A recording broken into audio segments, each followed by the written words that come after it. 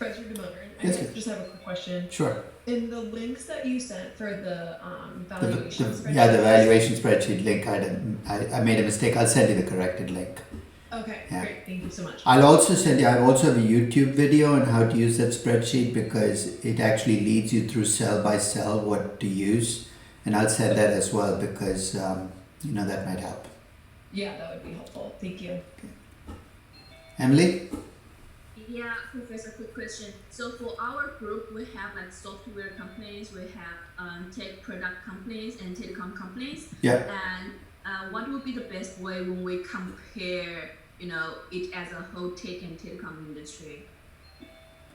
Are you asking me how to present or how to do the comparison? Because Like the comparison, we actually need to compare it with the industry yeah, average. so tell me what's different about your company. So it actually makes it easier when your company is very different from the industry, right?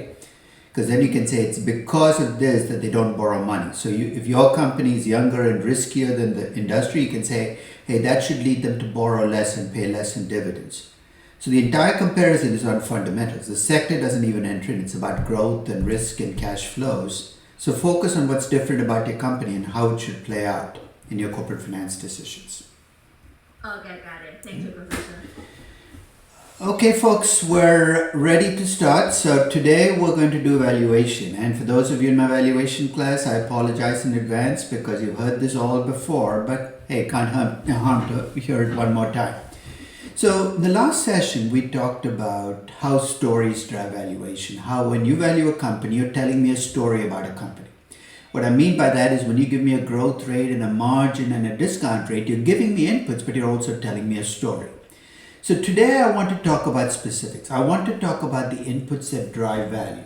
And in particular, I want to talk about how those numbers can be different. Remember, we talked about how we can value just the equity in the company or the entire company. I want to talk about how those inputs can be different depending on whether you're taking an equity perspective or a firm perspective.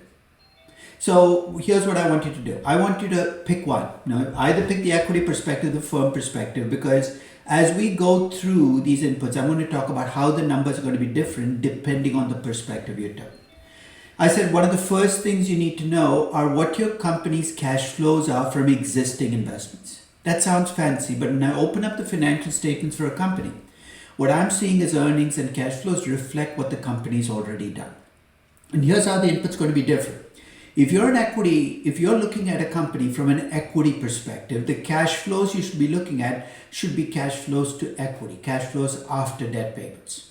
But if I'm looking at the same company as from the perspective of valuing the entire business, my cash flows have to be before debt payments, cash flows to the firm. So already you can see for the same firm, cash flows to equity and cash flows to the firm can be very different. Then I'm going to ask you about growth rates. If you're taking an equity perspective, the growth rate you need to be thinking about is a growth rate in equity income, net income, earnings per share. But if you're looking at the same company from a company's perspective, the growth rate has to be a growth rate in operating income. You take? You have a question because your mic's open. Okay.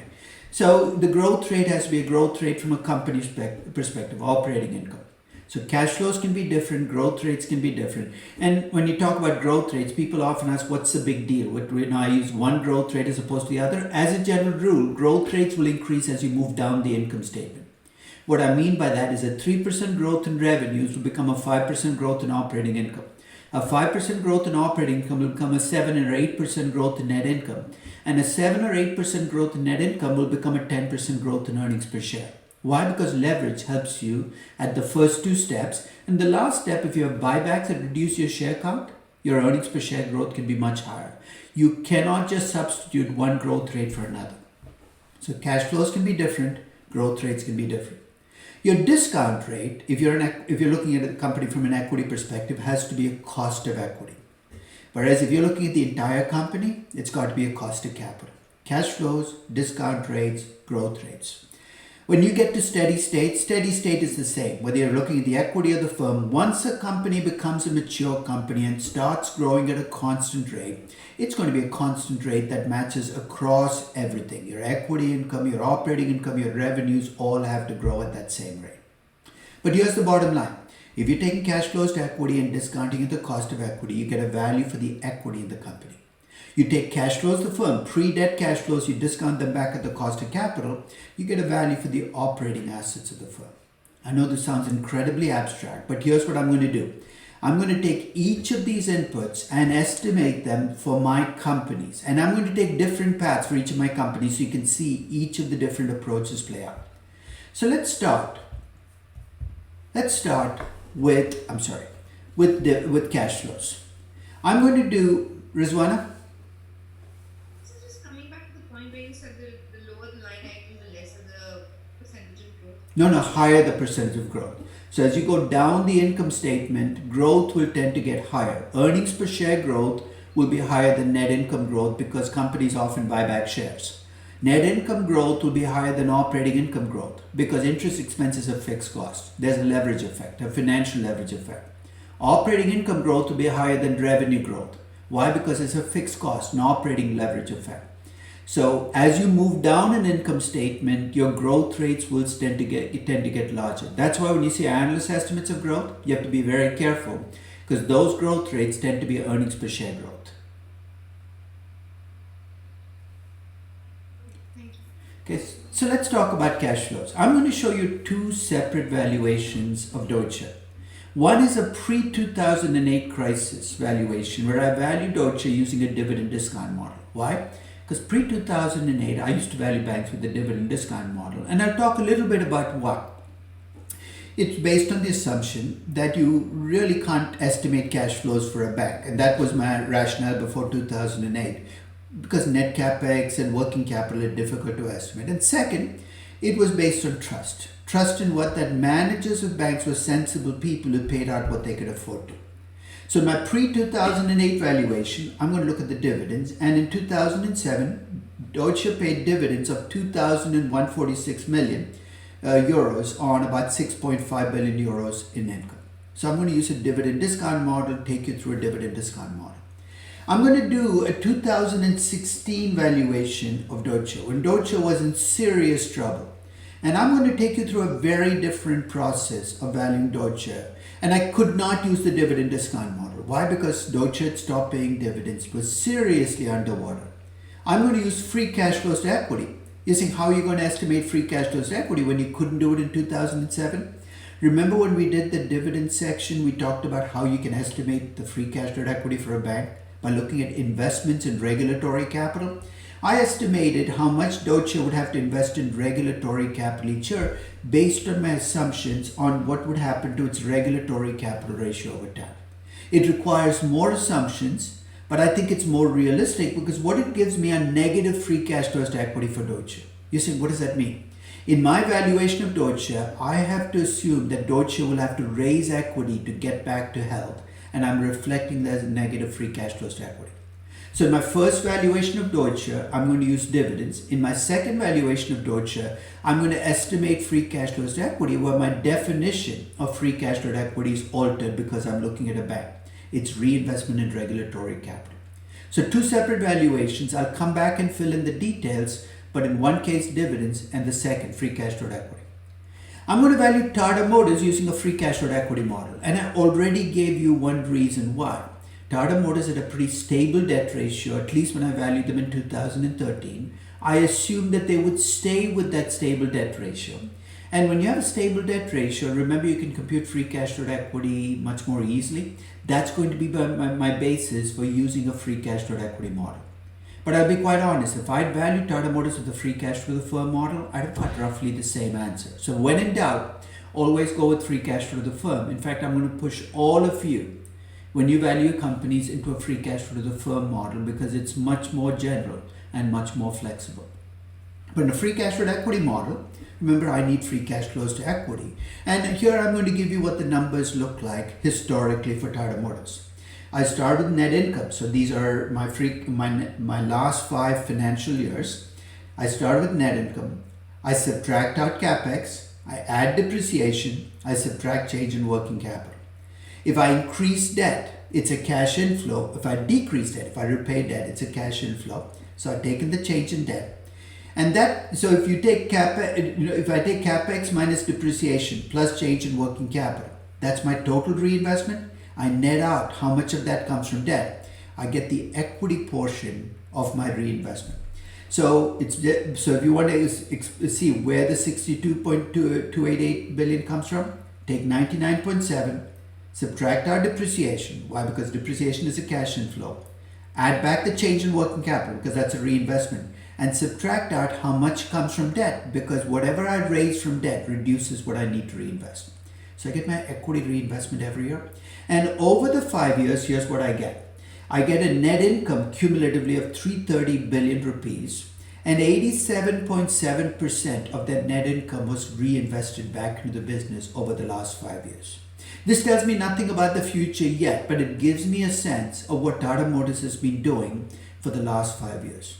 If you're wondering why they reinvested so much in 2008, 2009, that was the year they bought Jaguar Land Rover. That made their capex jump and their reinvestment become a high number. So that's why you see this huge reinvestment rate. So I'm going to value Deutsche with both a dividend discount model and a free cash flow equity model, and Tata Motors with a free cash flow equity model. Disney I'm going to value with a firm valuation model. And to do this, I need free cash flows of firm. And here I'm going to emphasize the differences between how I computed free cash flow equity and how I'm going to compute free cash flow of the firm. If you remember, for free cash flow equity, I started with net income. For free cash flow to the firm, I start with the after-tax operating income. Why? Because it's a pre-debt cash flow. Net income is after interest expenses, so I climbed the income statement. Disney had operating income in the most recent 12 months of 10,032 million. They paid an effective tax rate of 31%. Notice that when I do cost of debt and after-tax cost of debt, I always go with marginal tax rate. But because I'm looking at last year and I'm looking at the total operating income, I have the luxury, I don't have to, but I have the luxury of using the effective tax rate, 31%. My after-tax operating income last year was $6.9 billion. So that's my starting point. So net income is after-tax operating income. As in the equity free cash flow equity, I subtract out capex and add depreciation. Net capex is just capex minus depreciation. 5,239 million was my capex. 2,192 million was my depreciation. My net capex is 3,629 million. So from my 6.92 billion, I'm subtracting out my net capex. My working capital increased by 103 million. So this is the non-cash working capital. And remember, an increase in working capital is a cash outflow. So subtract out the 103 million. 6,920 minus 3,629 minus 103 gives me a free cash flow to the firm of 3,188 million. Often when you do valuation, you get stuck in the details, right? It looks like line items, but think of what I'm telling you. In the most recent 12 months leading into September of 2013, Disney had after-tax operating income of 6.9 billion and free cash flow to the firm of 3.2 billion. What's the difference accounted for? They reinvested about 3.7 billion back into the company. So I'm going to define reinvestment cumulatively as net capex plus change in working capital. It's what I'm putting back into the firm. And as a percentage of my after-tax operating income, it's about 54%. Now you say, why do you care about percentages? I'm setting the stage for forecasting the future. Because the numbers I've shown you are what Tata Motors did last year, what Deutsche Bank did in the past, what Disney did last year. My job is now going to get more difficult. I'm going to try to forecast the future. And I'm trying to get ready to do that by looking at, hey, what did I make? How much did I reinvest? And can I make forecasts for the future based on my past? So any questions about the mechanics of cash flows? So with equity cash flows, you have dividends, you have free cash flows equity. With firm cash flows, you have whatever's left over after reinvestment, but before debt payments. And that becomes the starting point for valuation, is looking at what your company did last year or the last 5 years. You look at history, not because history is going to forecast the future, but to provide you with the basis for telling a story and forecasting the future. Any questions about the mechanics of computing cash flows?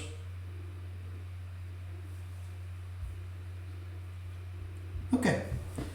So let's move on to discount rates. And you know what? in corporate finance, when I get to the discount rate part, I heave a sigh of relief because we've done the dirty work already. What do we need to discount cash flows to equity? A cost of equity. What do we need to discount cash flows of firm? A cost of capital. Hey, guess what? It's exactly the same cost of equity and cost of capital we've been talking about all through this class.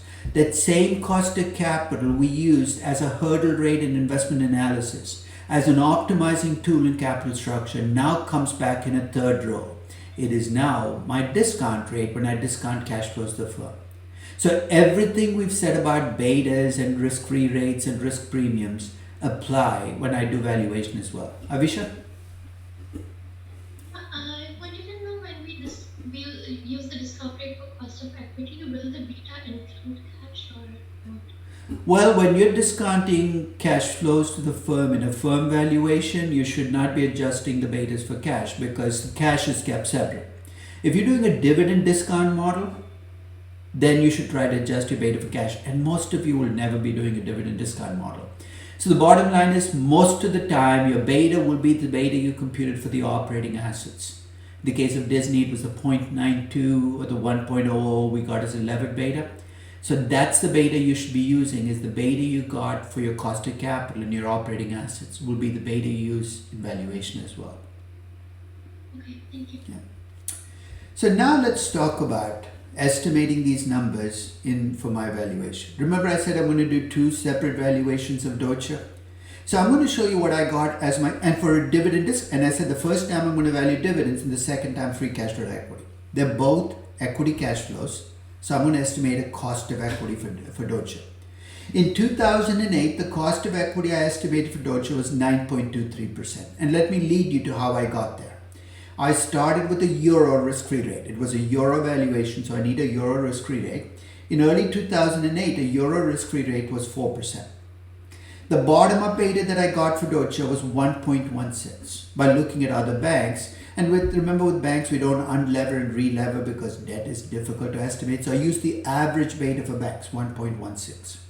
And the equity risk premium for mature markets in 2008 was 4.5%. That was my implied equity risk premium for the S&P 500. And because Deutsche was mostly mature markets then, I used a 4.5% premium. The cost of equity I got was 9.23%. So in early 2008, when I valued Deutsche, that was my cost of equity. Let's move forward to October of 2016. This is 8 years now after the crisis. My risk-free rate in euros was now down to 0.1%. What's your first reaction when I said the risk-free rate drops? You're going to say the cost of equity is going to be much lower. That's a mistake people often make, is they hold everything else constant and change one number in the cost of equity calculation. Here's what else had changed. By 2016, equity risk premiums had risen from 4.5% to almost 6.2% for Deutsche. The beta for banks had gone up to 1.25. My cost of equity for Deutsche in 2016, notwithstanding the much lower risk-free rate, was 10.2%. I've heard people tell me that because the T-bond rate now is lower than it was in February, the cost of equity should be automatically lower. Not necessarily, because the equity risk premium has also gone up. For some companies, the cost of equity might have gone down. But for many companies, the cost of equity is higher now than it was in February because both the risk-free rate and the risk premium change. So for Deutsche, my cost of equity is computed exactly the same way, risk-free rate plus beta times risk premium, but the numbers reflect the times I'm in. Ruksha? Sorry to interrupt. No. Just quickly, given the parallels between that scenario and what we're doing now, I found that actually my cost of equity for my company fell. That can happen, right? I'll tell you where it's fallen. In the mature markets, you know why it's fallen? Because the risk-free rate has dropped by more than the equity risk premium has. If you're working with an Indian or a Brazilian company, my guess is your cost of equity has gone up because the risk-free rates in those currencies have fallen, but not by as much as the equity risk premium has gone up. This is why US stocks, I think, are performing better than many emerging market stocks, is because the cost of equity has actually dropped, in spite of the increase in the risk premiums. So I'm not surprised your cost of equity has decreased, but as I said, the effect is going to vary depending on what company you're looking at and where it's located, what business it's in. No. So I think it will vary across companies. Professor, follow up to that. Yep. Does equity risk premium usually always go up when risk-free rate goes down? Not necessarily, right? Because risk-free, if it's a crisis-driven drop in the risk-free rates, equity risk premiums will go up. But if it's a drop in your risk-free rate because inflation has decreased, because that can happen over time, your equity risk premiums might actually come down because lower inflation might be good for equities. So it depends on what causes the risk-free rate to drop. So that's why when people say, what will happen to stock price if interest rates drop? I ask them a follow-up question. Why did interest rates drop? They don't just randomly drop. Was it a crisis? Was it a decrease in inflation? No, so it has to depend on what caused the risk-free rate to drop.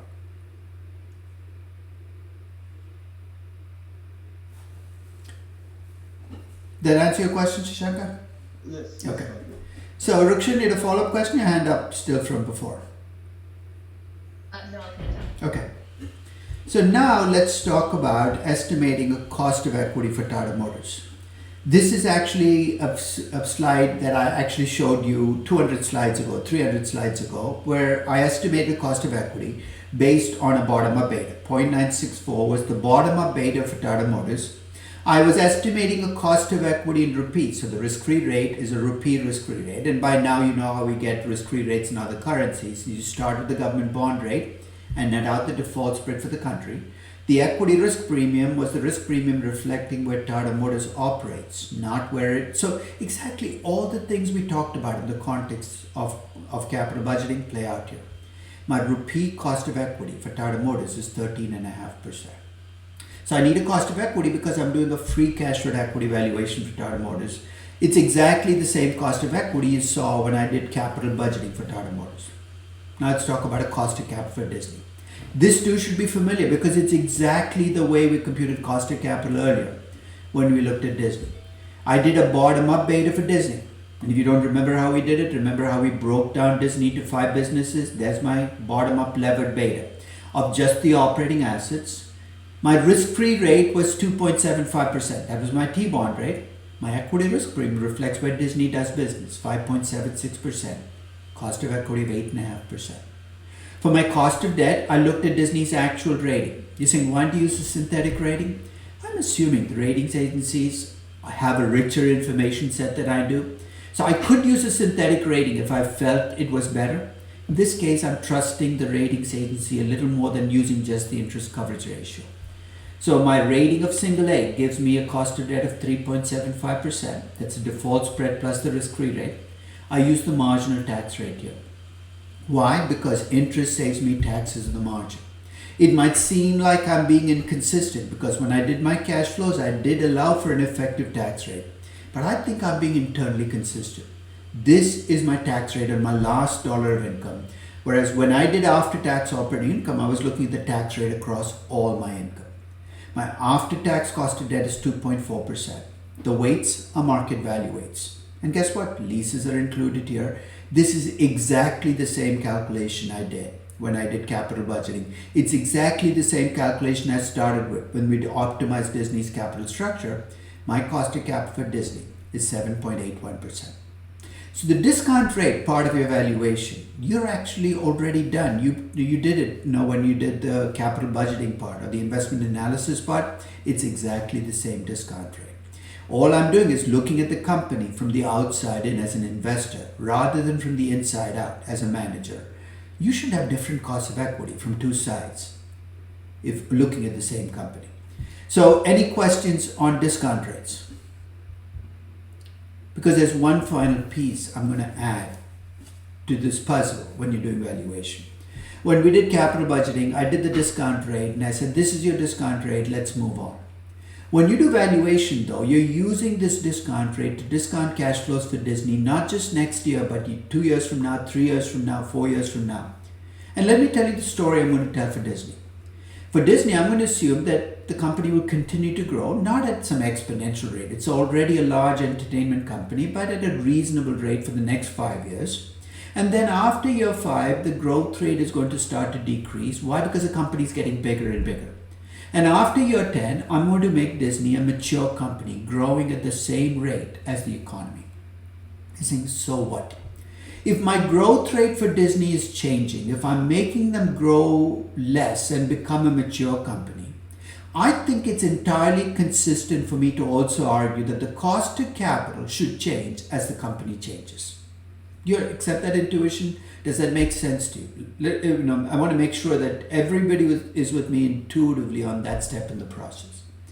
That if I'm looking at a company and I expect the company to become more mature, more stable over time, my cost of capital should also change over time.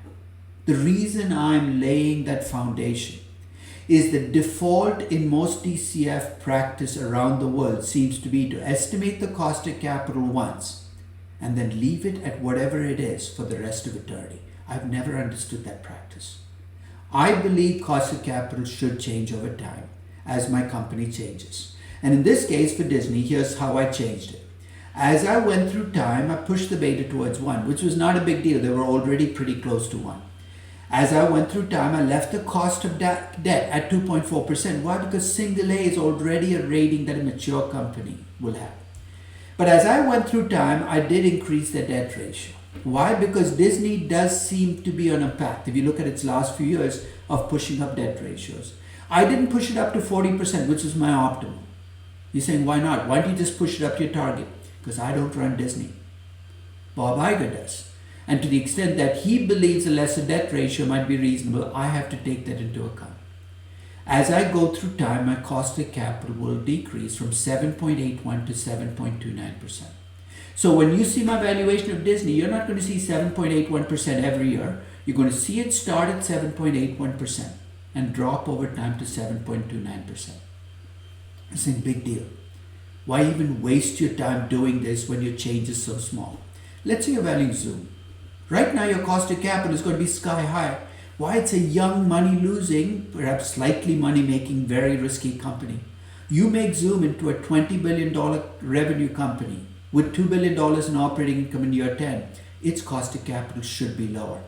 So I'll give you a much simpler ending point.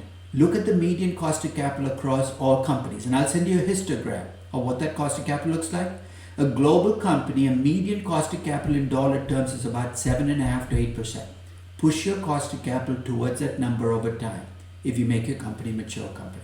Rizwana? Firstly, when it comes to increasing the debt ratio and reducing the capital ratio, how do you decide by what percentage to do it? Does this come after your capital structure?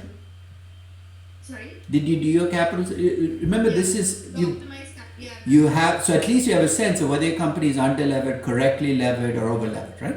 So at least you have a sense of which direction to move it towards. When you made your suggestion on where they should go, you also had a sense of what the management of this company was like. If it's a very conservative company, you might say, look, I know the optimal is 30, but they're probably going to settle at 20. That's a judgment call. Everything in valuation is about making judgment calls, but at least you have a sense of which direction to move based on your optimal capital structure. Okay. Shashanka? Yeah, when we think about, optimal capital structure, how much debt the company should have, should lease capitalize? Yeah, leases? everything.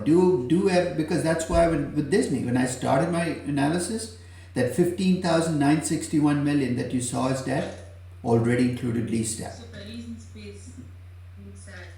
Kavya, your mic is... Kavya?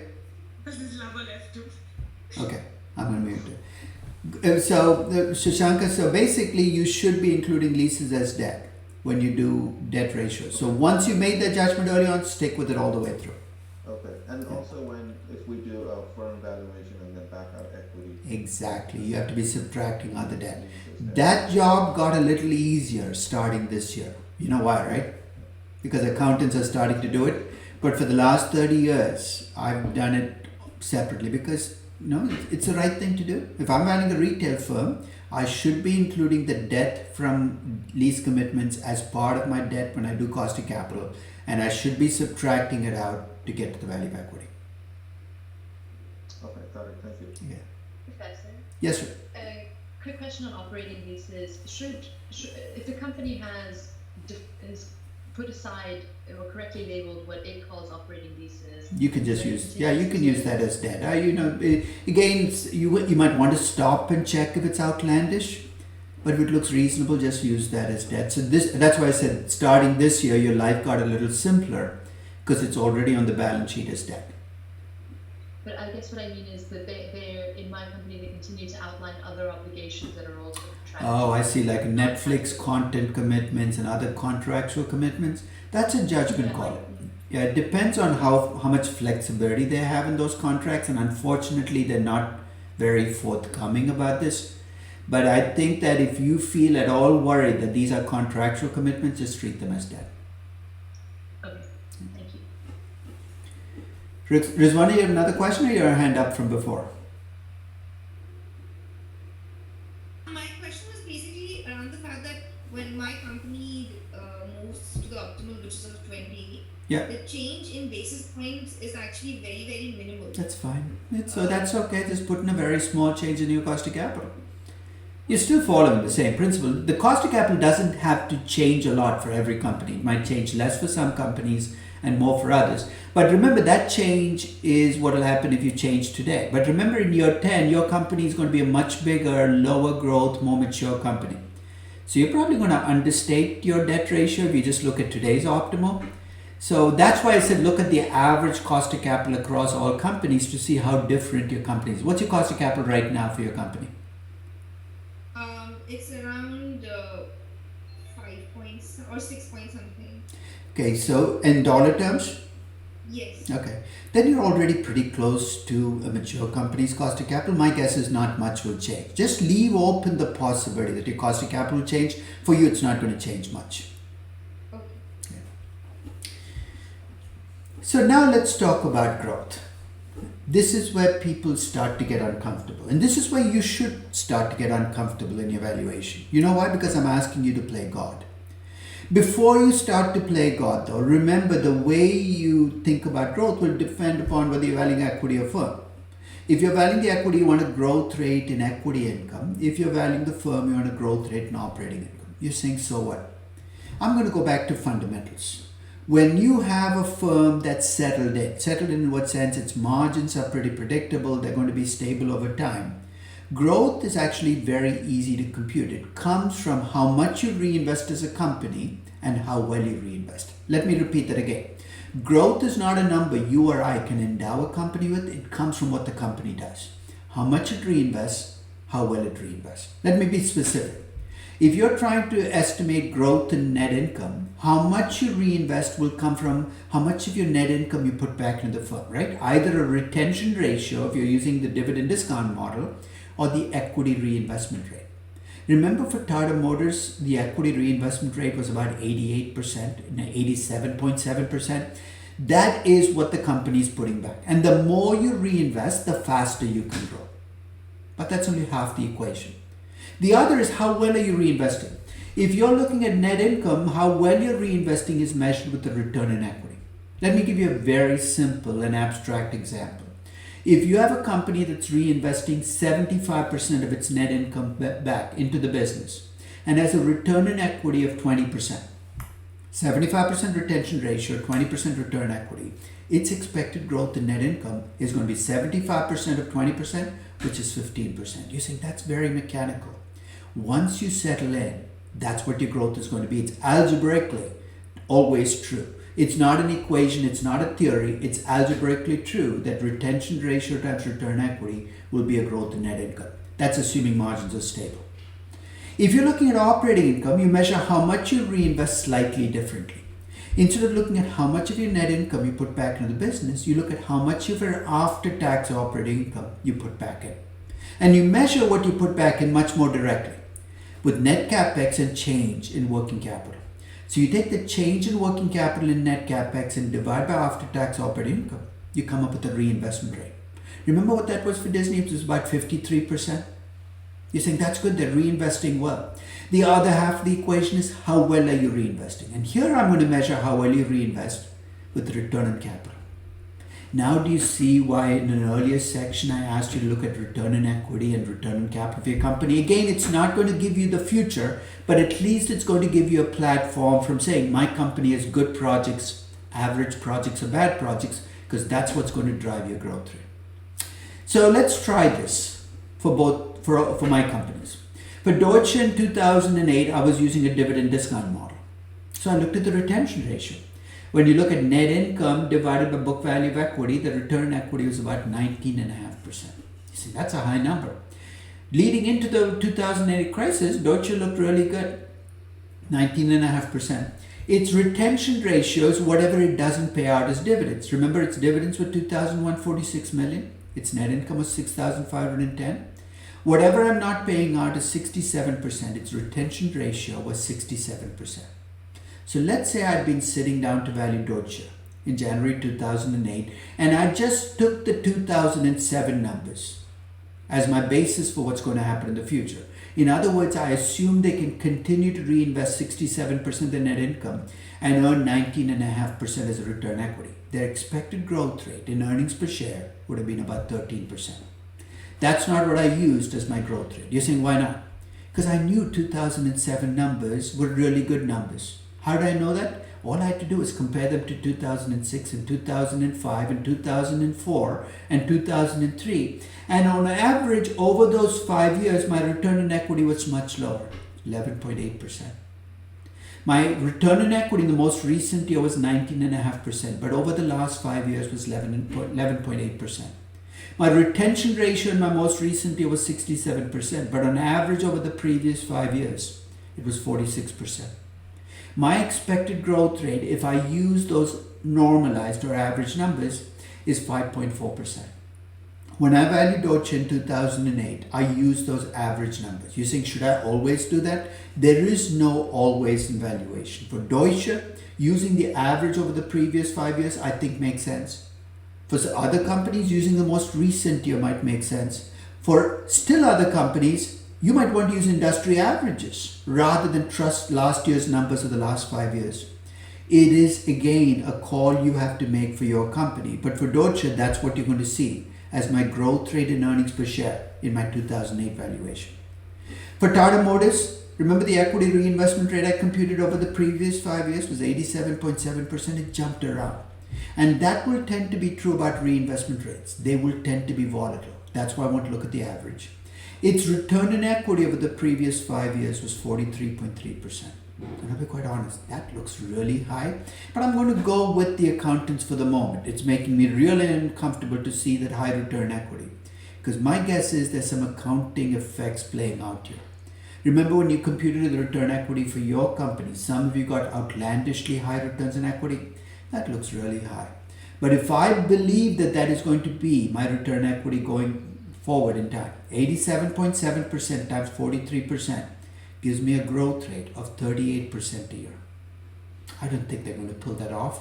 But this shows you why just looking at historical numbers can sometimes give you a projection that really doesn't make sense. There's no story that I can tell for Tata Motors where they're going to grow at 38% a year. If I use just the 2013 values, I get a more reasonable growth rate, 24%. And these are all growth rates in rupees. So keep that in mind when you look at your growth rate, because if you're in a high inflation currency, you can sometimes get growth rates that look high, but are not really as high as they look. Rukshan? Professor, I was just, in my evaluation, I also originally got quite high numbers, but that was because I excluded goodwill, and on reviewing the goodwill of my company, only sort of Counted half of it or something? Yeah. Recent, and the rest of it was kind of beyond 3 years in the past, so I included it, and that brought my numbers more. And I think that makes sense, right? Because in a sense, when you look at return equity, it's really not about the past, it's about the future.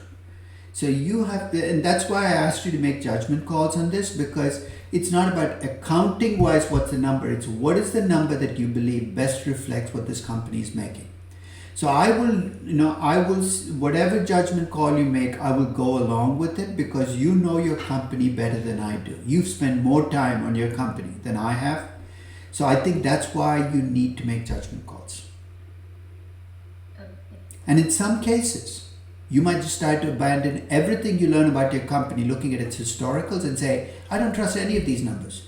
Some of you have negative book values of equity for your companies. Why? Because they bought back so much stock. You're saying, what the heck am I going to do? That's why you look at industry averages. You have the luxury of replacing your company's historic norms with an industry average if you feel that better reflects what you can earn in this business. So one side story, so if you think about growth being driven by return equity, having a high return in equity can give you a high growth rate. But there is a path to having a high return equity. That's a mixed path. What I mean by a mixed path is it can push up your growth, but might not push up your value of equity. Let me not be mysterious. One way you can think about the return equity is you can decompose it. Decompose it into what? What you earn is a return on capital plus a leverage effect. In other words, you can take your return on capital, which is the return you make on your projects pre-debt, and then look at how is leverage affecting the return equity. Saying, why would leverage affect my return equity?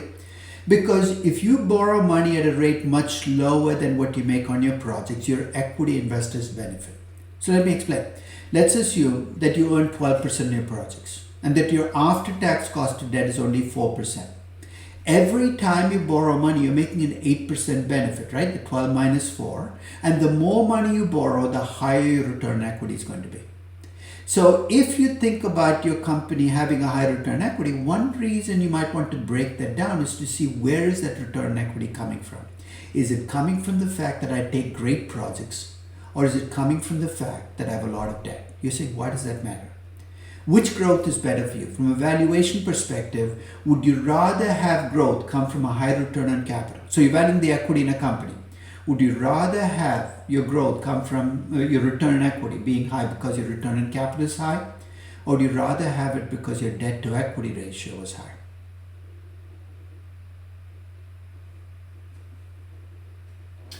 Nathan, you said high return on capital. Can you unmute yourself? Because you're absolutely right. Now I'm going to kind of put you on the spot now and say, okay, so let's say I'm valuing an equity in a company and the return equity for this company is really high because its debt to equity ratio is high. When I do my value of equity, how do I account for that high debt to equity ratio? What else is going to be high because I have a high debt to equity ratio? Your borrowing costs will be high. But remember, I'm doing an equity valuation, but so the borrowing cost is not even in the picture. Yeah, your cost of equity. My cost of equity will be much higher because my levered beta will be higher. So when I push up my growth rate by borrowing money, it's always a mixed blessing. I get my equity earnings growing at a higher rate, but I also have a much higher cost of equity. The net effect can actually be negative. That's why when you have high growth rates for companies, you have to look at where the growth is coming from. And that's the basis for this example I'm going to give you.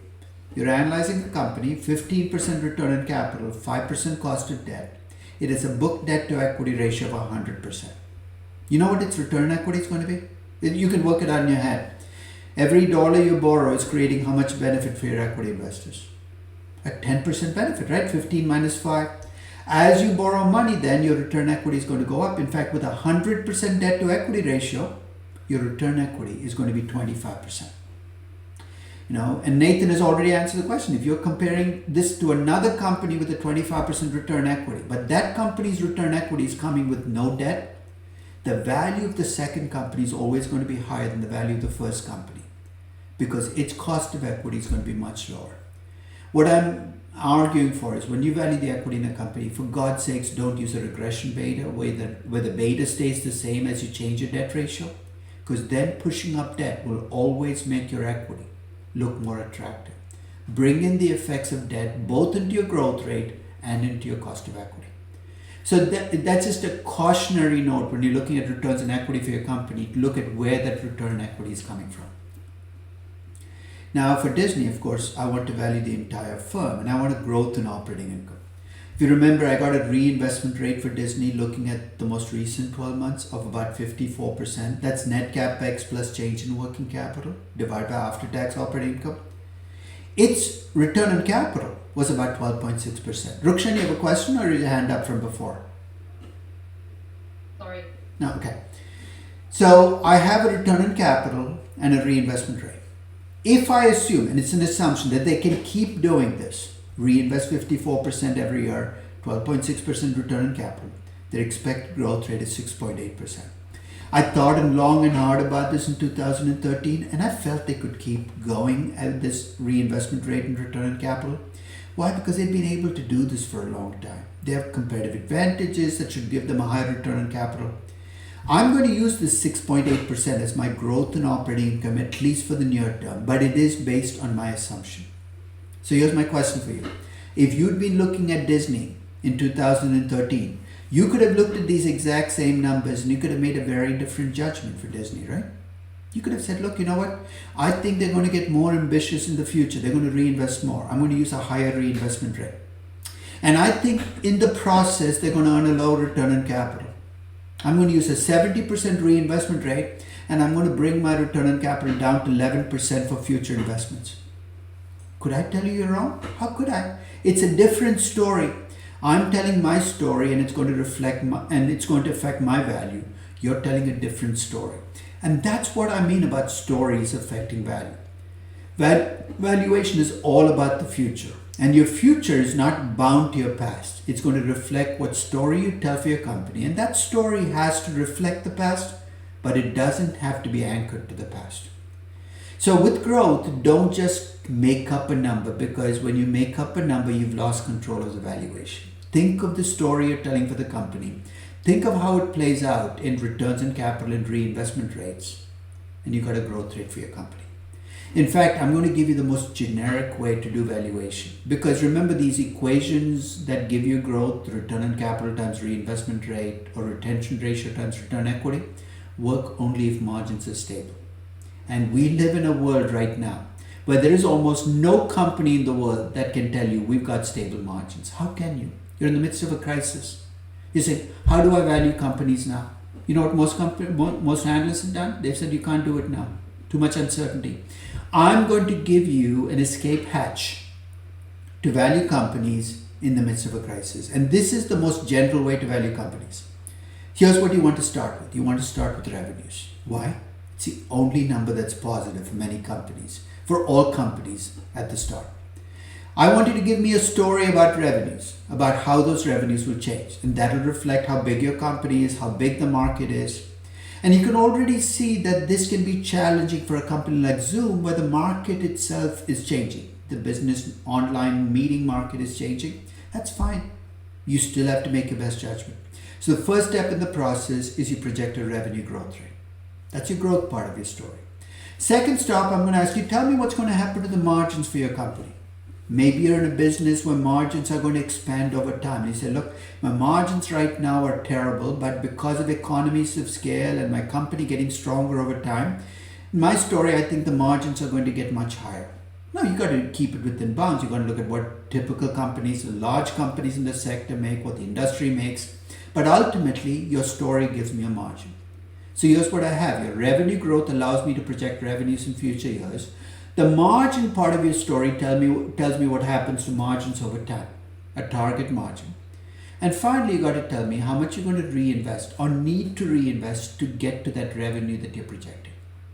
In other words, I'm going to tie your reinvestment to how your revenues are changing. Unlike in the previous scenarios where I was tying it to operating income and growth in operating income, here I'm tying it to growth in revenues. Why?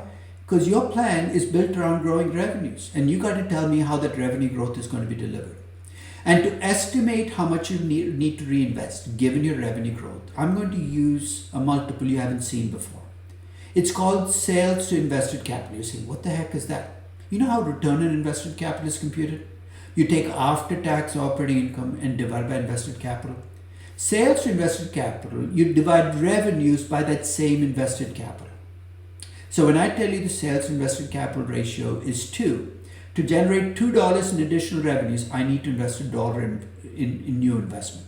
Whether it's in CapEx or working capital, it doesn't really matter. Reinvestment is that consolidated number. So 3-step process: project revenue growth, project margins, project how much you will need to reinvest with that sales to invested capital. I know it sounds abstract, but that's exactly what I did for Baidu. Baidu, if you remember, is my Chinese growth company. I projected out very high revenue growth, 25% for the next 5 years, and then progressively over time, that growth rate dropped down to the growth of the entire economy, which in Chinese renminbi terms in 2013 was about 3.5%. My margins are now outlandishly high, 49%, because Baidu has pretty much monopoly power in 2013 of the search engine market in China. Over time, I'm going to assume that outsiders are going to come in, either other Chinese competitors in the search engine business, or perhaps an opening of the market to Google and perhaps other search engines. And over time, I'm going to assume margins decrease. My target margin over time is going to be 35%. That's actually Google's margin, and I'm assuming over time that you're going to see Baidu's margins decrease. So 48.72% over time is going to become 35%. You're saying, how the heck are you going to come up with the middle numbers? Don't overthink it. I just took linear steps and it progressively went down to 35%. So here's what I have. My revenue growth comes from my revenues come from my revenue growth rate. My operating income comes from multiplying my revenues by my operating margin. I did assume that my tax rate initially would be my effective tax rate. Why? Because I figured out ways to pay less in taxes. But I'm going to assume tax deferral will get more and more difficult over time, and over time the tax rate is going to converge on the marginal tax rate. My valuation has to be dynamic. I'm not stuck with last year's numbers, and my projections reflect that. If I multiply my operating income by 1 minus the tax rate, I come up with my after-tax operating income. So revenue growth gives me revenues, operating margin gives me operating income, my tax rate changing over time gives me after-tax operating income. If I take my change in revenues every year, so basically I take the revenues in year 1, subtract out my base year revenues, and divide it by my sales to capital, which in this case, so basically I'm assuming that I will get $2.64 in additional revenues for every dollar of capital I invest. Here's what I do to get my reinvestment. I take the change in revenues, divide by 2.64. That's my reinvestment. That reinvestment includes net capex and change in working capital. It's all consolidated. So that's it. I've got my free cash flow to the firm by subtracting out that reinvestment from my after-tax operating income. I know that there are lots of steps here, but it's basically the levers of value are clearly here. Revenue growth, margins, sales to capital. My end game is still free cash flow to the firm, but I'm just getting there, starting with the top line. Any questions about this approach? Because this is the approach I'm going to suggest you use on your company. Cheng? Professor, how do you distribute revenue growth over the years? For example, Yeah. I'll give away the game. When you have stable growth companies, you can pretty much look at revenue growth in the recent past. You can look at the size of the market. When you look at a company like Zoom, this is going to be as much a judgment call about what you think the company will look like 10 years out as anything you're projecting years 1 or 2. So here's what I do for young growth companies. I try to visualize what a successful Zoom will generate as revenues. And I'll give you, with Zoom, I'll actually be specific. I actually valued Zoom, I think, before the crisis, about 2 months before the crisis, January 2020.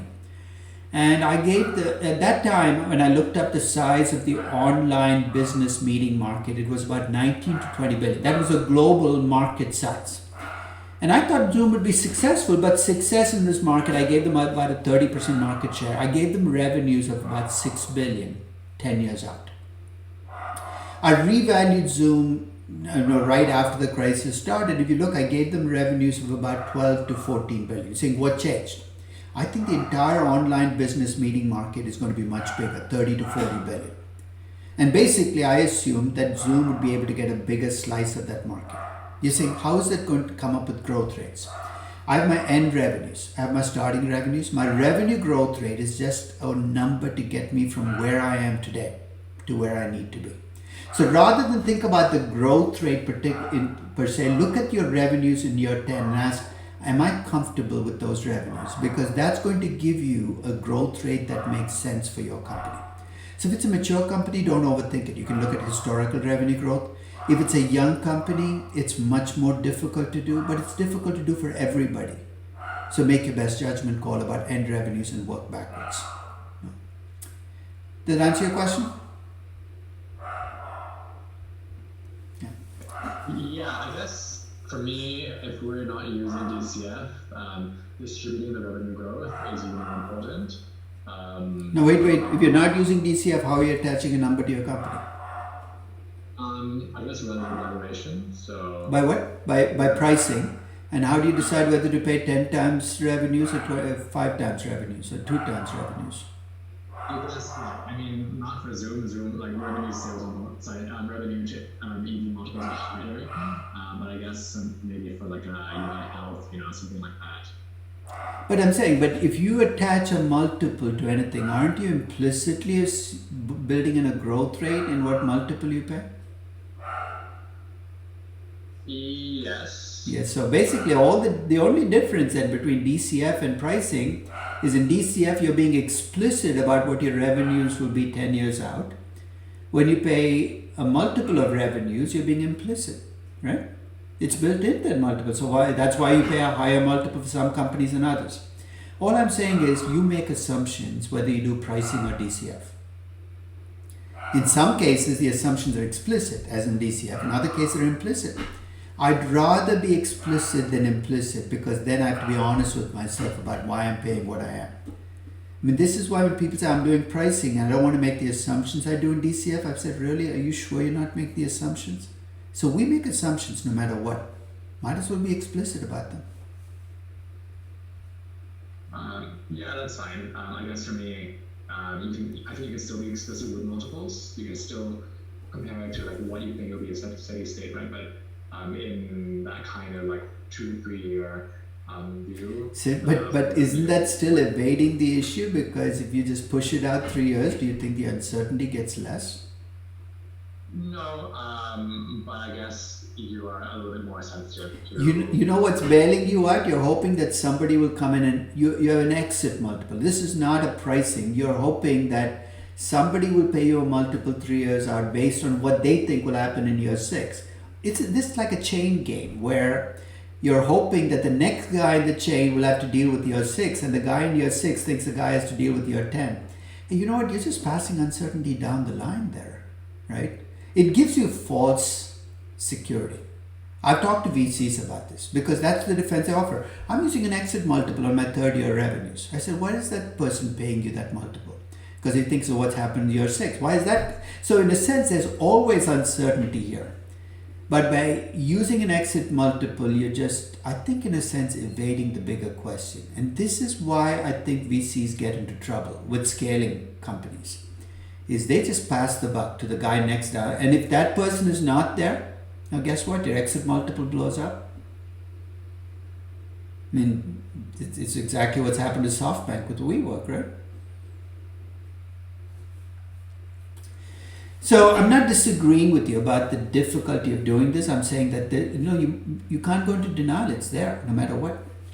Which brings me to my third and final step in valuation, which is I need to have closure.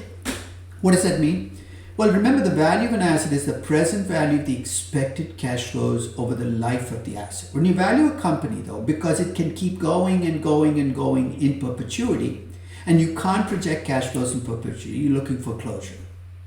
Here's how you get closure in a DCF. You project cash flows for a period, and at the end of the period, you estimate what the company will be worth, what's called a terminal value. Now, if any of you in a previous lifetime or even in a current lifetime have worked at banks or at consulting firms, you've done DCFs. And in most of these DCFs, especially in banking DCFs, how is the terminal value estimated?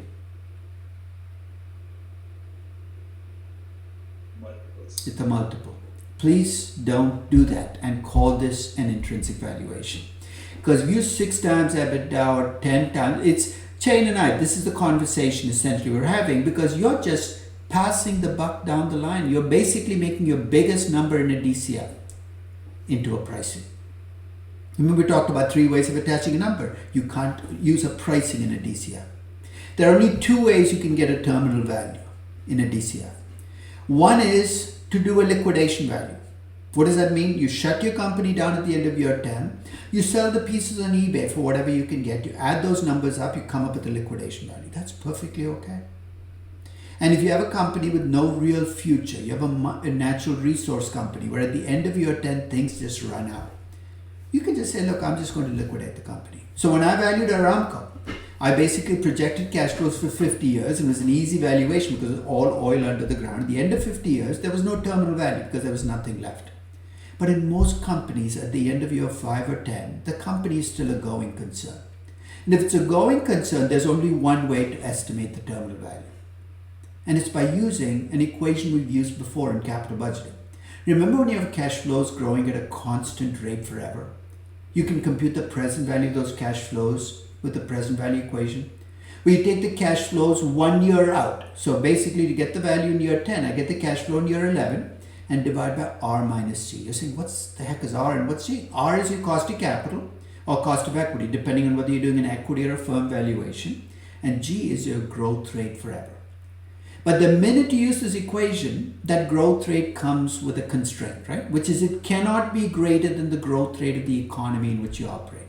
You say, how the heck am I going to estimate that? I'll give you a very simple proxy, and I've used this before. Set the risk-free rate as your limit on your growth rate, which is really bad news for you today if you're valuing a company in US dollars, because if you think about what the risk-free rate right now is, it's 0.7, 0.75%. You say, that's a really low growth rate? Well, remember, that really low risk-free rate is also going to keep your cost of capital low. What one hand gives you, the other hand will take away. So your terminal value is going to be estimated with a perpetual growth rate. So one of the questions you have to think about for your firm is how you transition your firm to stable growth. You might get lucky. You might have a company that's already a mature company in a mature market. Unfortunately, with the crisis, it's unlikely you'll be lucky, but if you were in this scenario, you have a mature company in a mature market, you might say, look, my company is already a mature company. I'm just going to use that terminal value equation right now and be done. It's the simplest of all valuations because you don't have to deal with growth periods and growth rates. If you do have growth, then you have to arrange transitions. You might have a period of high growth and just drop to being a mature company. If I'm valuing a Coca-Cola or a Kraft Heinz, that might be what I choose to do because the growth is going to be 4, 5, 6%. It's not going to be high, double digits. It's going to be middle single digits. You say, look, I'm going to give them 5 years of growth. But if I'm valuing Zoom, this is going to be too extreme, right? Giving them 50% growth for the next 10 years and dropping them to 3% doesn't make sense.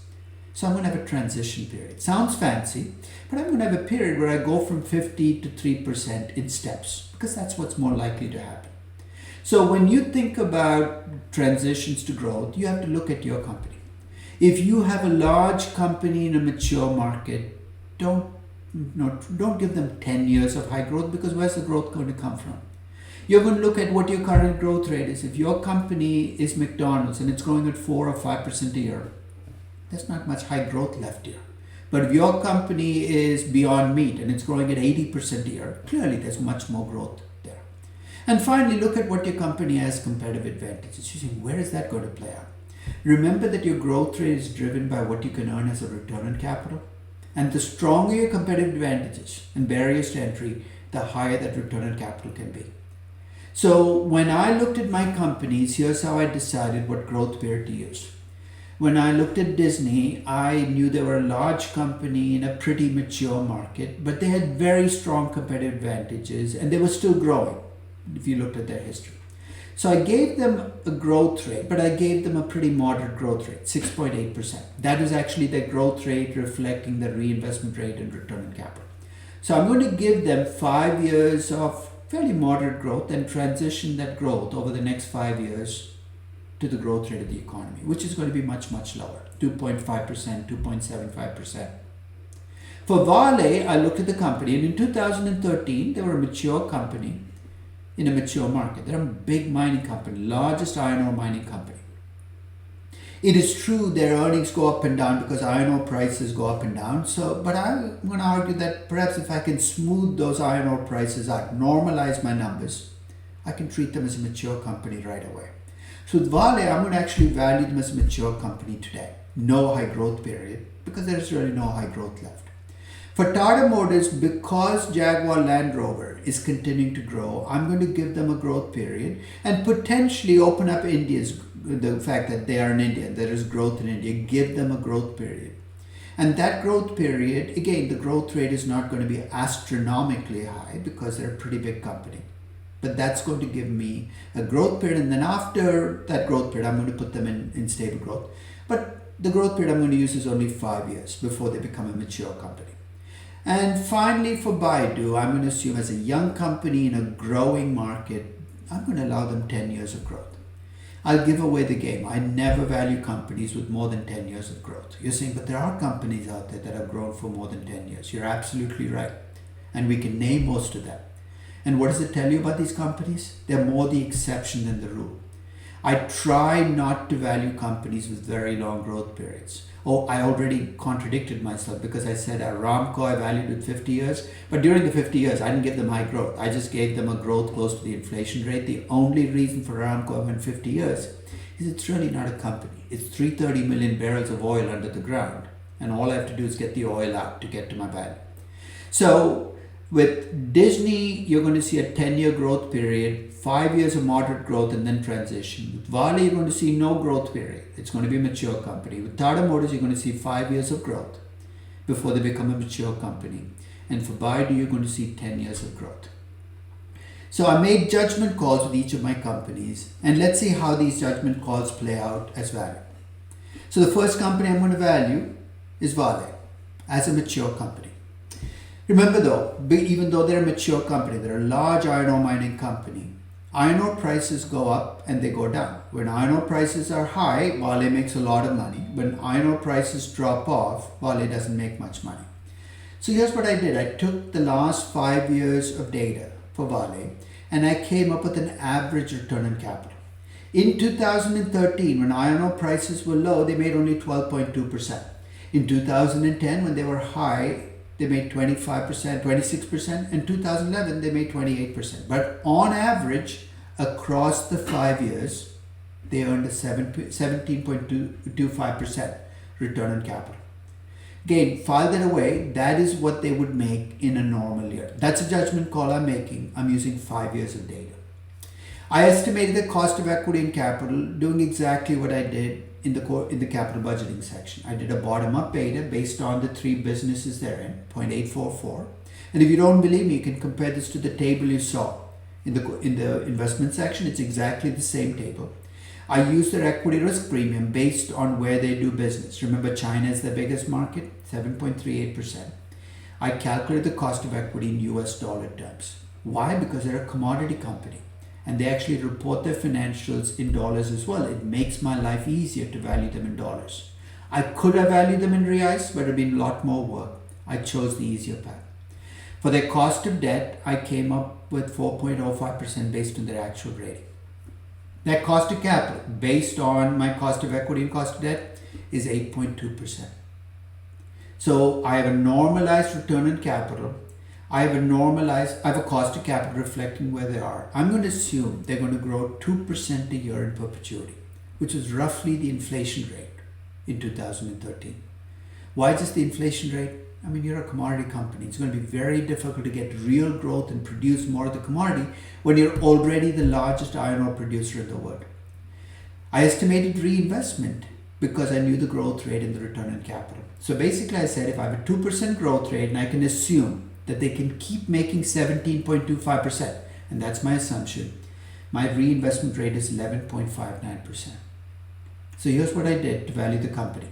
I took their normalized operating income, so the average operating income over the last 5 years, 17.6 billion, higher than their 2012 numbers or the 2013 numbers, because I'm assuming iron ore prices will bounce back at least marginally. I netted out the average tax rate they paid. So I'm normalizing all my numbers, operating income, tax rate. I used the reinvestment rate based on my growth rate and normalized return on capital. I discounted back at 8.2% forever with a 2% growth rate. The value that I get for the operating assets is 202.8 billion. I add cash, I subtract out debt, I get a value for the equity. Divide by the number of shares, I get a value per share of 13.57. In November of 2013, that would have been my intrinsic value per share for Vale based on expected cash flows and my story for the company. And the story I'm telling is of a mature iron ore mining company in a business where iron ore prices are going to grow roughly at the inflation rate over time. Any questions on lots of different pieces, but essentially my story is driving my choices and my choices are giving me numbers. Shashanka. Yeah, so the cost of equity and cost of debt and cost of capital, they're all the same as you would use in capital budget. Absolutely. Absolutely. And they don't change because I'm viewing Vale as a mature company. If I viewed Vale as a growing company with potential changes to the business lines, I could have changed the cost of capital over time. But because in my story, they stay a mining company and they're already mature, I leave the cost of capital essentially at whatever I've computed. Okay, and another question about the cash flow forecasting is, I mean, we talked about 2 stage, 3 stage growth. Yeah. I feel like now we might be in a situation where actually growth declines for like next In what? years. In what? Be very specific. In operating income, revenues, what are we talking about? Well, if you're in the travel industry, then like revenues. Okay. probably decline. In 2020 or forever? No, not forever. Okay, For like- so I think you're actually onto a very good point. Remember the spreadsheet that I sent you had a Corona added onto its name? Of course, the link didn't work, but I'll send you the right link. You know what I do in that spreadsheet is I separate 2020 from the rest of time. So when you're valuing Boeing, which is the company that's actually in the spreadsheet, what do you think I project as revenue growth in 2020? A negative number. Why? Because 2020 is going to be a terrible year for Boeing.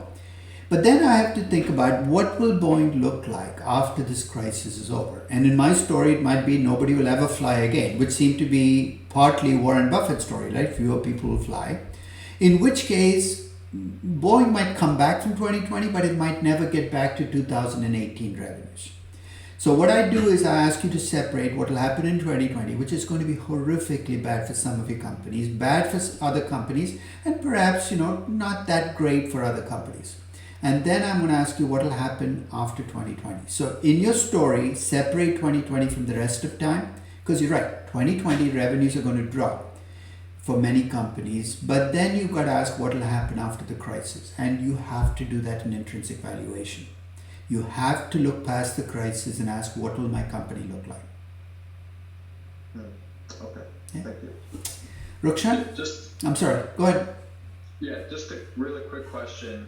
One assumption that I kind of have trouble with is setting the long-term growth rate to the risk-free rate, and I understand that we want to maintain the consistency. No, don't set it to the risk-free rate. It has to be capped at the risk-free rate.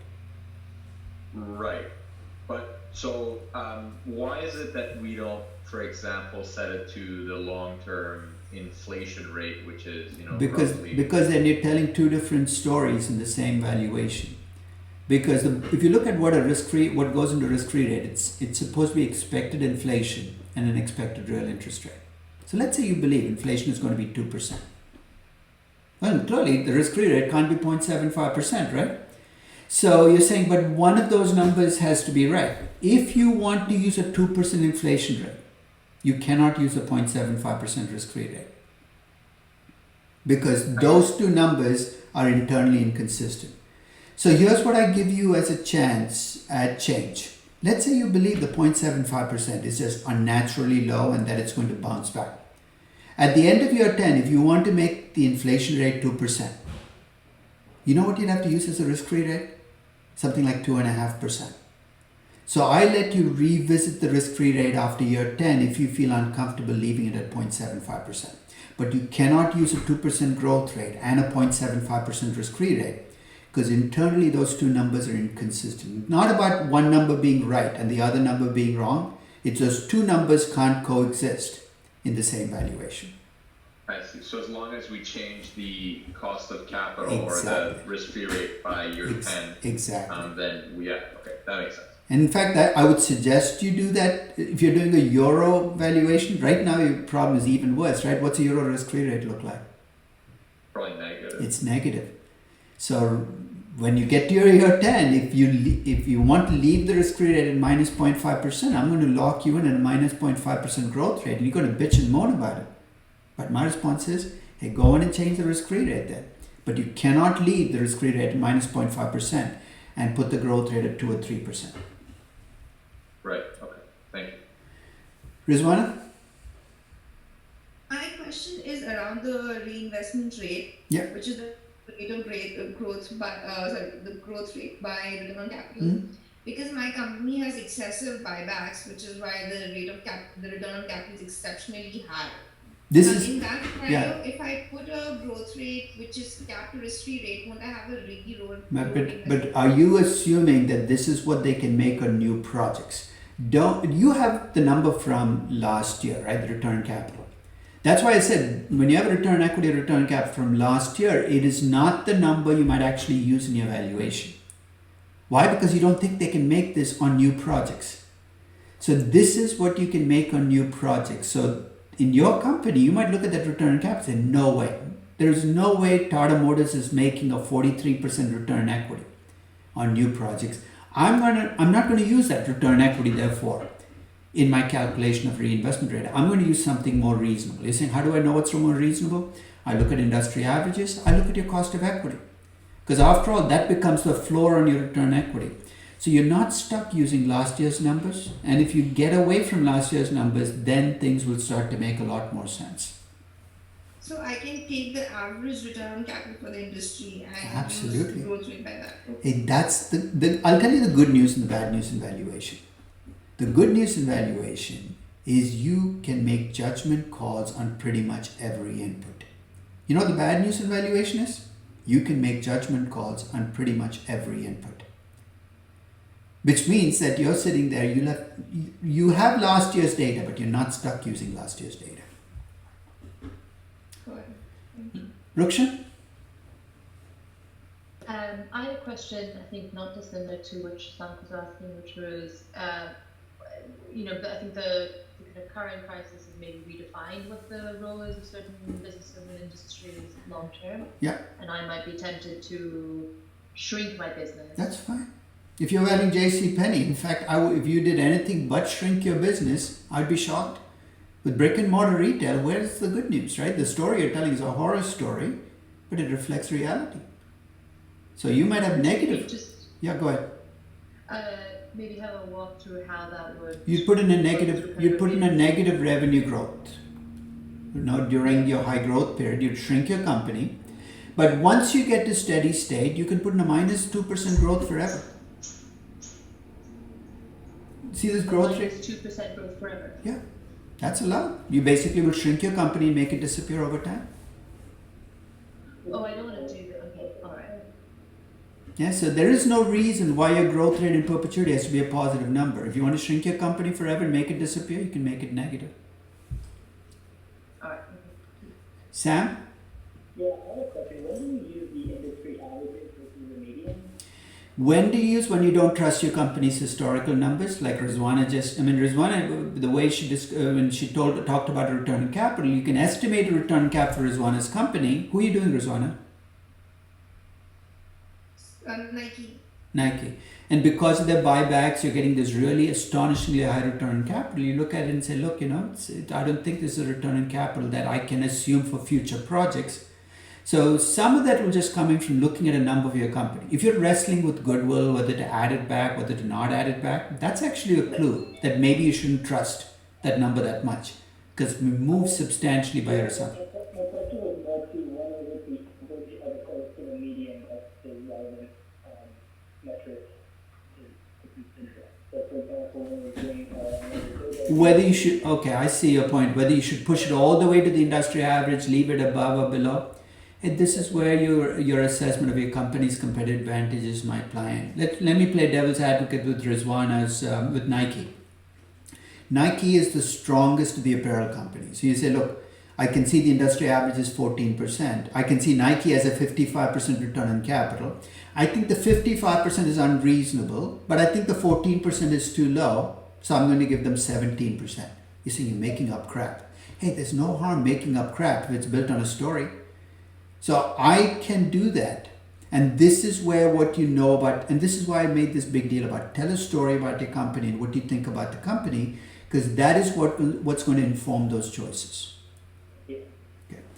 Let me do one final because we're almost to the end here. For Disney, I'm going to make them a mature company 10 years from now. And I'm going to make a point about mature companies that I find often flawed in traditional DCFs. So here's what I have. I have a company today with a high growth company, which might be reinvesting a lot, growing at a high rate, maybe even losing money. And then I have a company in year 10 where I tell you the company is a mature company. And one of the things that happens in your mature company, the most obvious thing is your growth rate drops to less than the risk-free rate, which might be 1%, 0.5%. Here's what I want you to do. When you give your company the characteristics of a mature company, you give it a low growth rate, you got to give it the rest of the characteristics of a mature company. You think, what are you talking about?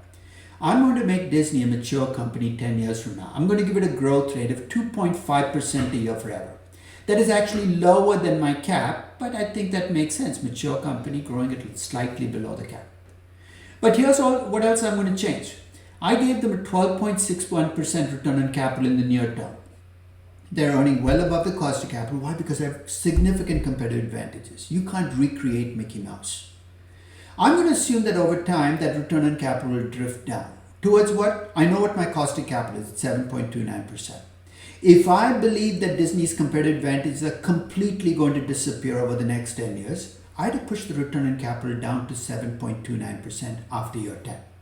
But I do think they would retain some competitive advantages. So I'm going to push it down, but I'm going to push it down to 10%, leaving it above the 7.29%, but below where it is today.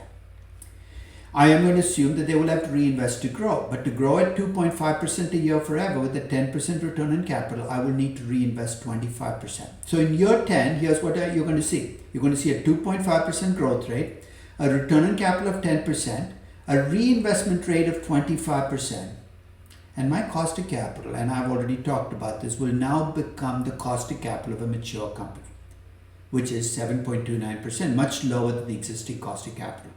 So when you see my terminal valuation of Disney, you're going to see my numbers for Disney as a mature company, not my numbers for Disney as it exists today. Don't leave your company locked into its existing numbers while dropping just the growth rate to a stable growth rate. That's going to give you some weird looking numbers in your terminal value, and deservedly so. So I know there are a lot of mechanics, but I'm going to send you this spreadsheet. It's actually a very simple spreadsheet with a YouTube video to guide you through. It's actually a very generic spreadsheet you can use to value pretty much any company.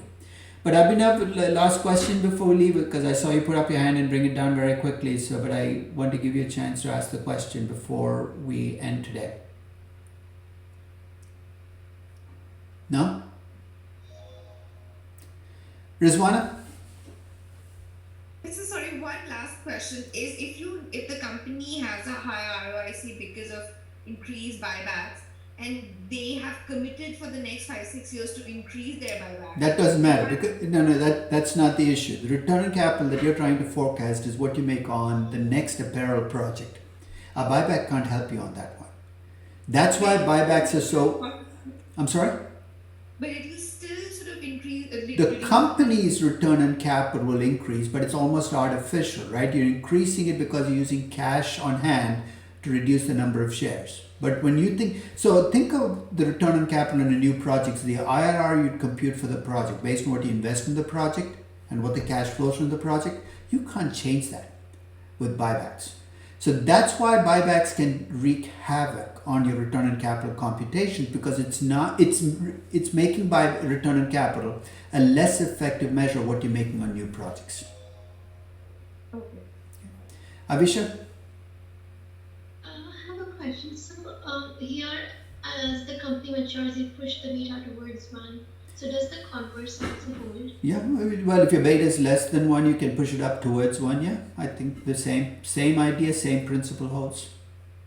No, I mean, like, if a company has a beta of 1, would be classified as a mature company? No, that's not sufficient, right? If you have beta 1 and you're growing at 30%, you're not a mature company yet. Beta is only a piece of the puzzle, right? So basically, your cost of capital might not change much then, but the rest of your company will. Thank you. Emily? Professor, earlier in this class, you said we should always use the beta for operating assets for the valuation. For the unlevered, they start with the unlevered beta for the operating assets. Yes. Okay, but according to the spreadsheet, like the the beta for operating assets is what we use to calculate the cost of capital for WACC.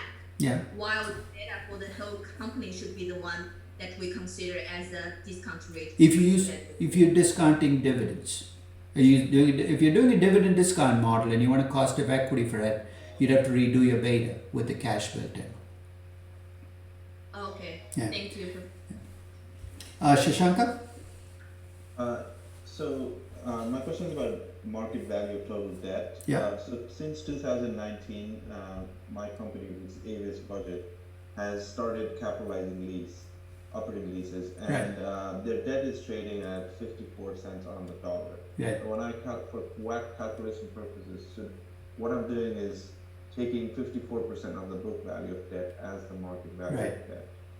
Should I be doing the same thing, taking 54% of book value of lease liabilities as... No, don't do that, because your lease liabilities, you computed the present value of it. No, it has already been... but that must have been computed recently, right? Because this is a 2019 balance sheet? Yeah, that's Then right. they should have used, if they were following the accounting rules, they should have used an updated cost of debt that reflects the risk they faced as a company. So was this drop to 54 cents very recent? Yeah, more like since the coronavirus crisis. Okay, then I would take 54% of the lease debt as well. Okay. Okay, great. Or you can recompute it yourself, because you have an updated pre-tax cost of debt and the lease commitments. You can do a present value of the lease commitments. Yeah, that's true as well. Yeah. Sam? Yeah, my company also followed the accounting rules and capitalized the operating leases, but they deducted what they're calling imputed interest. So they don't explain what this is, and I'm wondering if you heard about it and how I should deal with it when valuing the market value of the operating leases. Just take the lease value as the market value. Don't try to compute a present value. So basically, don't try to convert lease debt into market value of debt unless you have an extreme case like Shashanka's. So just take the lease debt that they've stated in the balance sheet as the market value of the debt, because if they're doing it right, it should be very close to market value. Okay, but looking for operating leases in the future, and if I'm cutting value and then subtract what they're calling imputed interest. Oh, I see. Which don't worry about it. Just leave it. Let it be. Yeah, it's not worth the effort of finessing those numbers. Okay, folks. Any other questions? None. I'm going to end for today, and I know we went through a lot of heavy stuff today. But you know what? Ultimately, just step back and look at the big picture, because I think that'll give you a better sense of where valuation is. But watch for the email with the links to the YouTube video and the spreadsheet, because I know it's at the end of towards the very end of this particular class. But valuation is kind of the crowning glory of corporate finance. Let's see what we can get as values. Take care. Bye bye.